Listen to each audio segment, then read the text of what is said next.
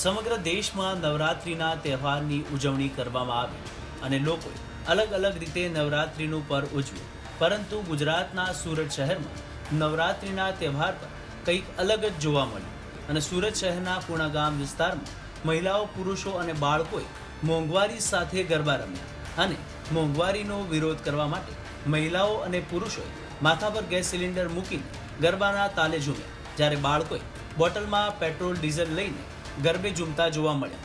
આવા ગરબા પહેલા ક્યારેક ભાગ્યે જ જોયા હશે. ત્યારે સુરતમાં મોંઘવારી સામે અનોખા ગરબા રમનાર લોકો શું કહી રહ્યા છે એ પણ સાંભળો.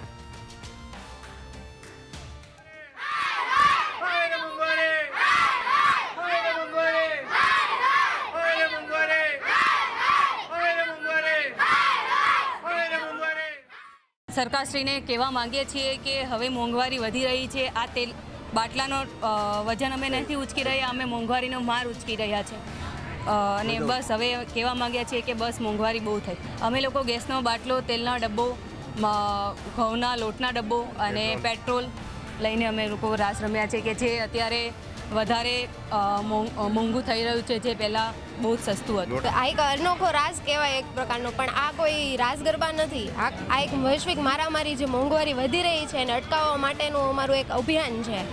અને હું સોશિયલ મીડિયા દ્વારા સરકારને એટલો જ સંદેશો પહોંચાડવા માગું છું કે આ જે વૈશ્વિક મારામારી, જે મોંઘવારી વધી રહી છે એને અટકાવી શકે અને જે સામાન્ય લોકો છે, જે આર્થિક પરિસ્થિતિએ નબળા છે, એ લોકોને બધી યોજનાઓનો લાભ મળી રહે. ગેસના બાટલા, લોટના ડબ્બા, તેલના ડબ્બા, પેટ્રોલ, શાકભાજી અને ઘરવખરીની ચીજો, વસ્તુઓ લઈ અને આજે ગરબે રમી છે. અને સાથે સાથે આ ગરબે રમવાનું કારણ ખાસ તો આ સરકારને સંદેશ આપવાનું છે કે હવે મોંઘવારીએ માઝા મૂકી છે અને હદ થઈ ગઈ છે.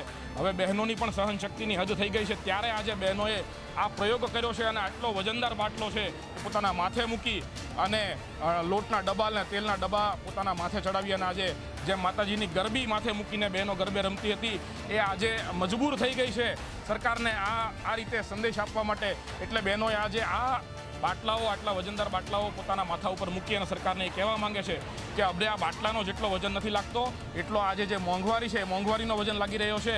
ત્યારે સત્વરે સરકાર આ જાગે અને આ મોંઘવારી ઓછી કરે. સુરતથી ગુજરાત તક માટે સંજયસિંહ રાઠોડનો અહેવાલ.